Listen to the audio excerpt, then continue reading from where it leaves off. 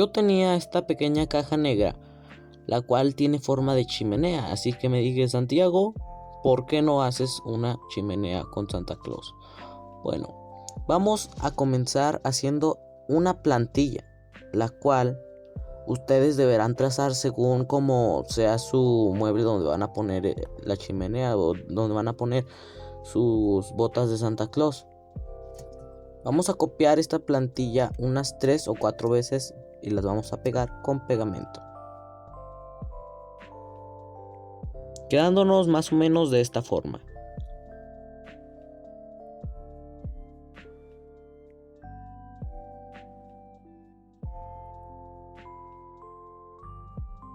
Repetimos este proceso para otra bota y luego con un tubo de papel de rollo higiénico vamos a recortarlo y a cubrir para que dé mejor acabado de círculo y de circunferencia a nuestra bota de Santa Claus.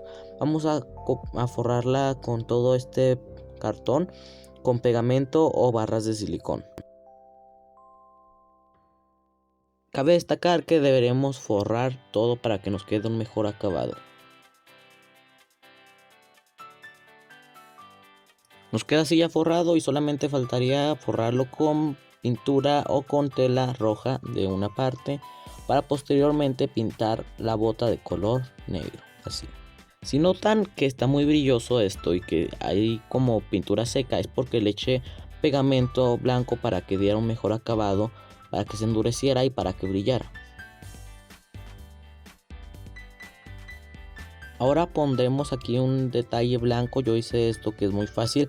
Pueden verlo en cómo hacer piñatas o algo así, porque es solamente doblar una hoja de papel y hacerle los rasgoncitos y pegarlo, y vamos a pegarlo aquí para que se vea muy chulo.